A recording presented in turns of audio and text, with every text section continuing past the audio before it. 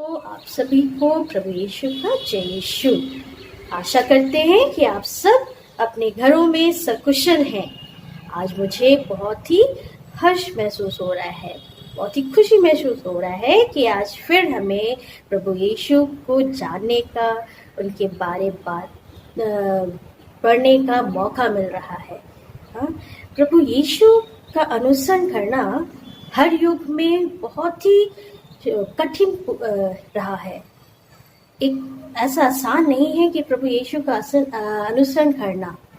और कभी कभी ऐसी परिस्थिति आ जाती है कि ये कठिन परिस्थिति आ जाती है कि जब हम और संघर्ष करना पड़ता है, पर हम ये देखते हैं कि प्रभु हमेशा हमारे साथ है। और ऐसा उदाहरण अभी के युग में हम देख रहे हैं। जो महामारी हमारे दुनिया में फैली हुई है, कोई ऐसा देश नहीं है जो इस महामारी से ग्रसित नहीं हुआ है। पर हमें इस महामारी से डरना नहीं है। क्यों? क्योंकि प्रभु यीशु हमारे साथ है। बस कुछ बातों का ध्यान रखना है, हमेशा अपने हाथों को धोना है साबुन से और दूरियां बनाए रखनी है। इस प्रकार हम इस महामारी से बचे रहेंगे। इस कठिन परिस्थिति से हम बच के रहेंगे और प्रभु यीशु हमारे साथ हमेशा, वो आज तक हमें इस बीमारी से बचाए रखा है और आगे भी बचाते रहेंगे। इसीलिए हमें पिता ईश्वर को सच्चे हृदय से धन्यवाद देना चाहिए। प्रभु यीशु ने कहा है अपने पवित्र बाइबल में, वो अपने भक्तों को घातक महामारी से बचाए रखेगा। और ऐसा प्रभु यीशु हमें उदाहरण दे भी रहे हैं, क्योंकि हम हर एक इस महामारी, जो लोग कहते हैं इसका कोई इलाज नहीं है, प्रभु यीशु ने हमें इससे बचा के रखा है।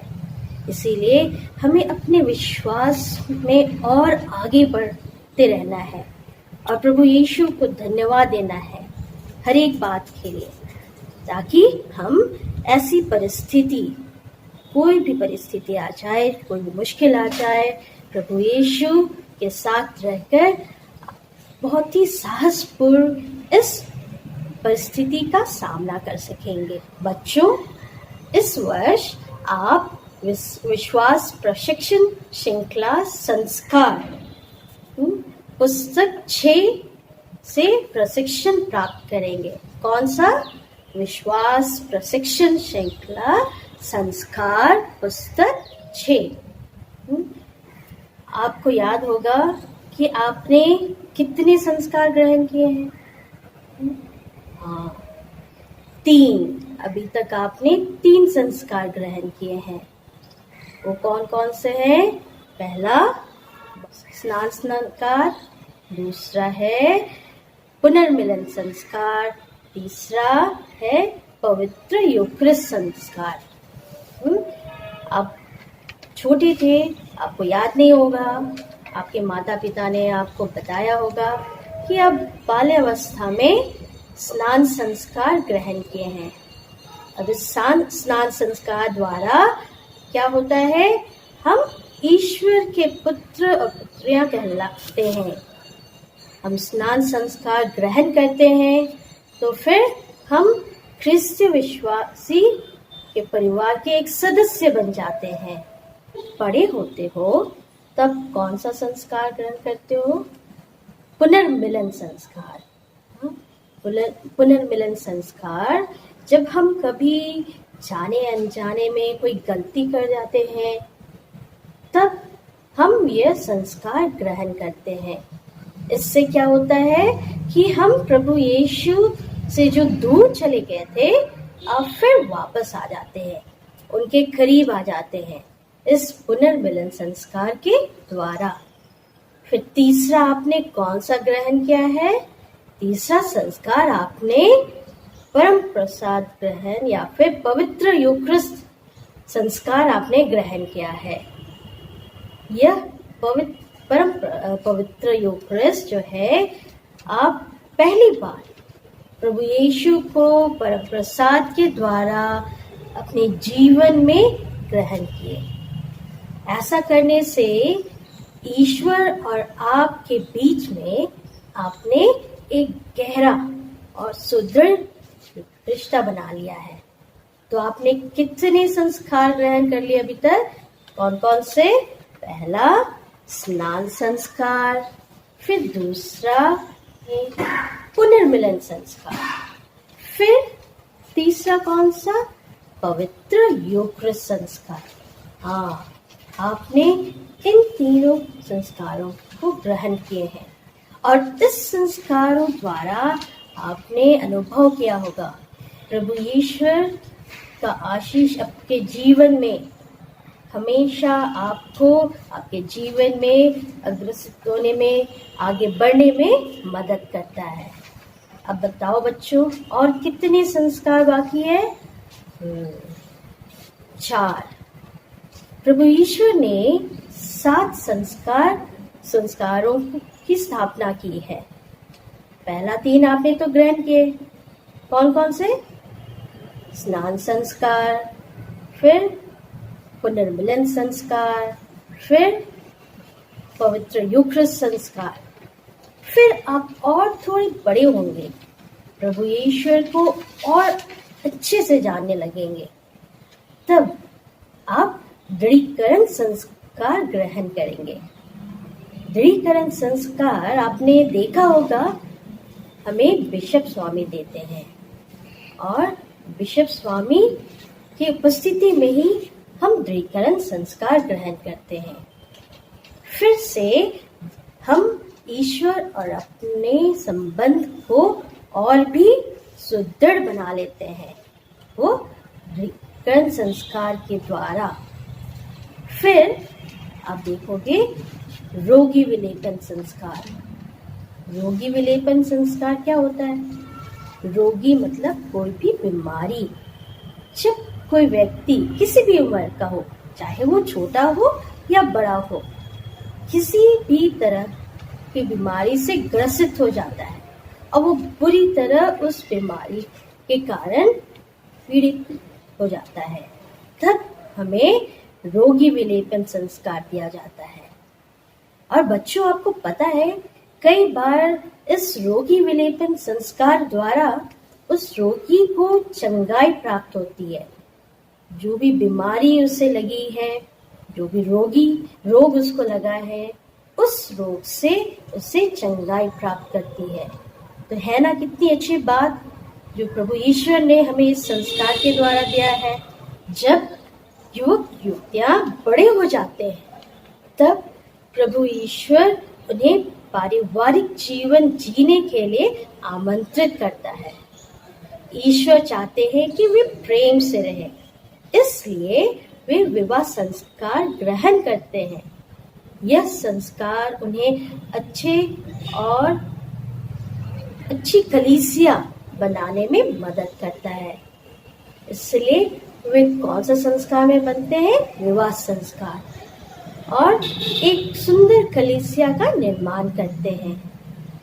फिर हम आगे बढ़ेंगे, देखेंगे कुछ युवा लोग को स्पेशल या पुरोहित बनने के लिए बुलाहट होता है। प्रभु ईश्वर कुछ युवाओं को चुनते हैं ताकि वे अपने जीवन को प्रभु ईश्वर को समर्पित करें और उसकी कलीसिया की देखरेख करें।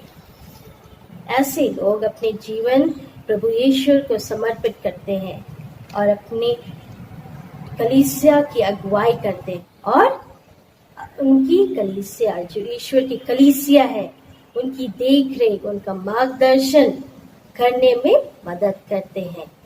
तो आप देखोगे प्रभु ईश्वर ने 7 संस्कारों की स्थापना की है। तो आप बच्चों, इस वर्ष विश्वास प्रशिक्षण श्रृंखला संस्कार पुस्तक नंबर 6 से प्रशिक्षण प्राप्त करोगे। और हमने देखा है कि इस पुस्तक का नाम संस्कार क्यों रखा है। जैसे कि आपने छोटे से अब तक कितने संस्कार ग्रहण किए? 3 संस्कार ग्रहण किए। फिर आगे आप बढ़ोगे तब और भी 4 संस्कार ग्रहण करेंगे। वे कौन कौन से हैं? पहला है कौन सा? स्नान संस्कार। दूसरा कौन सा है? पुनर्मिलन संस्कार। फिर पवित्र यूक्रिस्ट संस्कार। फिर चौथा आएगा दृढ़ीकरण संस्कार। फिर रोगी विलेपन संस्कार। फिर विवाह संस्कार और फिर है पुरोहित अभिषेक संस्कार। इसीलिए इस पुस्तक का शीर्षक दिया गया है संस्कार। प्रभु ईश्वर ने संस्कारों की स्थापना की हमारे जीवन में आशीष देने के लिए। प्रभु ईश्वर हमें हर पग में, हर मोड़ पर, आप देखोगे बचपन से लेके हर एक, जैसे हम बढ़ते जाते हैं, हर एक समय इन संस्कारों द्वारा प्रभु ईश्वर अपने आशीषों को हम पर उड़ेलते हैं। इस पुस्तक में कुल 16 अध्याय है। कितने अध्याय हैं? 16 अध्याय। पहला है ईश्वर मेरे जीवन में। इस अध्याय में आप ईश्वर को आपके जीवन में कैसे संबंध होना चाहिए, इसके बारे में आप ज्ञान प्राप्त करोगे। फिर दूसरा है ईश्वर की उपासना, आराधना और उपासना। इस अध्याय में ईश्वर की आराधना, उपासना कैसी करनी चाहिए, इसके बारे में आपको जानकारी प्राप्त मिलेगी। तो पहला और दूसरा, ईश्वर मेरे जीवन में, और ईश्वर और आराधना और उपासना, इन दोनों अध्यायों में आप ईश्वर के बारे, ईश्वर को अपने जीवन में और कैसे संबंध बनाए रखना चाहिए, उसकी कैसी आराधना करनी चाहिए, उपासना करनी चाहिए, इसके बारे में अध्ययन करोगे। फिर 3 से लेके 14 तक के अध्याय में बहुत ही सरल शब्दावली में हमें प्रभु ईश्वर के संस्कारों के बारे में समझाया गया है। तो हम देखेंगे तीसरे अध्याय में ख्रीस्तीय जीवन हेतु बुलाहट। फिर चौथा में है ख्रीस्तीय साक्ष्य। 5वां है दृढ़ीकरण संस्कार। 6ठा अध्याय में आप देख पढ़ोगे पवित्र आत्मा के वरदान और फल। फिर 7वां है जीवन प्रदाय यूक्रिस्ट। 8वां पवित्र यूक्रिस्ट। फिर 9 में है पवित्र मिस्सा बलिदान, और 10वां में है पाप टूटे हुए संबंध का जीवन। फिर 11वां में आप देखोगे पुनर्मिलन संस्कार। फिर रोगी विलेपन संस्कार, फिर पुरोहित अभिषेक संस्कार और विवाह संस्कार। तो आप 3 से 14 अध्याय में बहुत ही सरल शब्दों में संस्कारों के बारे में प्रशिक्षण प्राप्त करोगे। फिर 15वां अध्याय संस्कारिकाओं या उप संस्कारिकाओं की बारे में आप 15वां अध्याय में जानोगे। इनकी उपयोगिता और हमारे जीवन में कैसे इसका लाभ होता है, इसके बारे में। फिर हम आते हैं आखिरी अध्याय, वो 16वां अध्याय, जो जीवन की परिपूर्णता की ओर बढ़ने हेतु पथ प्रदर्शन कराता है। तो अतः इस पुस्तक में हमें आमंत्रित करता है कि हम कैसे अपने जीवन को प्रभु यीशु के अनुसार आगे बढ़ाते जाएं। कैसे हम ईश्वर के कृपादानों के साथ ही अपने जीवन में आगे बढ़ते जाएं। तो हम देखें कि जो भी संस्कार है, प्रभु ईश्वर ने हमें ये संस्कार दिए हैं, इन सारे संस्कारों द्वारा हमें ईश्वर कृपा जीने का और उसमें आगे बढ़ने के लिए प्रेरित करते हैं।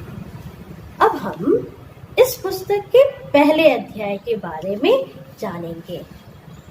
इस अध्याय में आप देखोगे शुरू में एक बहुत ही सुंदर कहानी से शुरू किया गया है।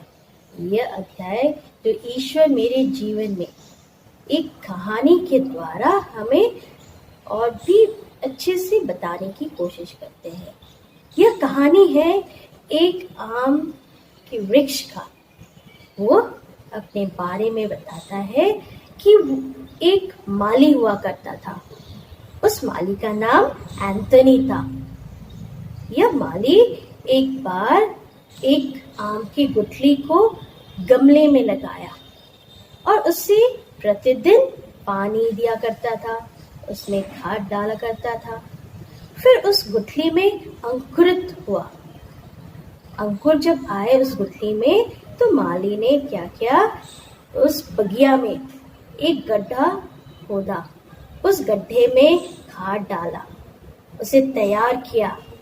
फिर उस अंकुरित गुठली को उस गड्ढे में डाला और रोज उस पे पानी डालता है, फिर उसकी देखरेख करता है।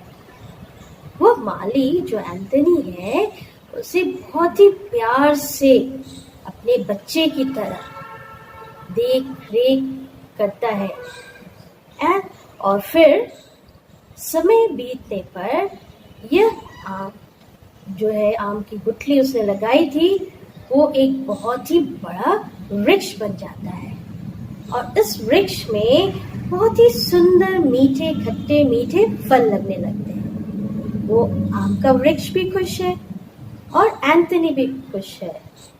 इस आम के वृक्ष अब वो माली एंथनी के कारण बहुत ही विशाल वृक्ष बन गया और इस वृक्ष की छत्र छाया में बच्चे खेलते थे। राही उसके छांव में आराम करते थे और बच्चे उस पर झूला लगा के झूलते थे। आपको भी अच्छा लगता है ना झूला झूलने में? हाँ। फिर पक्षी जो है उस वृक्ष की टहनियों में बसेरा करते थे।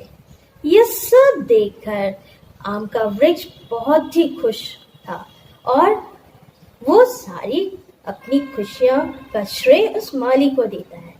क्यों? क्योंकि वो माली ने बहुत ही मेहनत से प्यार से उस वृक्ष की देखभाल की। इसी प्रकार बच्चों, मानव जीवन भी विभिन्न प्रकार की परिस्थितियों से गुजरता है। माँ अपने नवजात शिशु की बहुत ही स्नेहपूर्वक देखभाल करती है। जैसा जैसा शिशु बढ़ता है उसे स्कूल में दाखिला करती है और वहाँ शिक्षकगण उसे अनेकों विषय में प्रशिक्षण देते हैं। फिर अगर आप बीमार हो जाते हैं या कोई बच्चा बीमार हो जाता है तो माता पिता उसे डॉक्टर के पास ले जाता है और उसकी देखरेख करते हैं जब तक वो स्वस्थ ना हो जाए। फिर हम देखेंगे हमारे बुजुर्ग, घर में जितने भी बुजुर्ग हैं, हमारे विभिन्न प्रकार के कामों में मदद करते हैं। हमारे मित्रगण, हमारे दोस्त हमारे साथ पढ़ते हैं, खेलते हैं। आपके भी दोस्त है ना, आपके साथ पढ़ते होंगे, खेलते होंगे। फिर आपकी जरूरत जब पड़े तो आपकी मदद करते हैं। वैसे ही हम देखिए हमारे रिश्तेदार भी हैं जो हमारे अनेक परिस्थिति में, चाहे खुशी हो या दुखी हो, दुखी का घड़ी हो, तो ये हमारे साथ रहते हैं, हमारी देखरेख करते हैं। तो ये सब क्यों करते हैं? क्योंकि वे हमसे प्रेम करते हैं। और इन सब से बढ़कर एक और व्यक्ति है जो हमें प्रेम करता है, जो हमेशा हमारे साथ है, और वो है प्रभु ईश्वर। प्रभु ईश्वर हैं जो हमारे जीवन के हर मोड़ पर हमारे साथ रहते हैं, हमारी खुशियों को और दुगना कर देते हैं और हमारे दुखों में हमें ढाढ़स प्रदान करते हैं। तो हमेशा बच्चों याद रखना कि प्रभु ईश्वर को धन्यवाद दे, उसके बताए हुए मार्गों में बातों को अपने जीवन में लाए। इससे हम प्रभु ईश्वर के प्यार में और भी अधिक बढ़ते जाएंगे। बच्चों, हम पढ़ेंगे यिर्मयाह के ग्रंथ में प्रभु ईश्वर लिखते हैं, माता के गर्भ में तुमको मैंने रचने से पहले मैंने तुमको जान लिया है, तुम्हारे जन्म होने से पहले मैंने तुमको पवित्र किया है। इतनी सुंदर बात कही है प्रभु ईश्वर ने। हाँ? माता के कोख में धारण करने के समय से ईश्वर सदा हमारे साथ रहता है। वह सत्य मार्ग की ओर हमको अग्रसर करता है, हमें हर बुराई से बचाए रखता है। इसीलिए इस अध्याय में आप संस्कारों के बारे पढ़ेंगे, क्योंकि मैंने बताया था आपको प्रभु ईश्वर ने संस्कारों की स्थापना की है।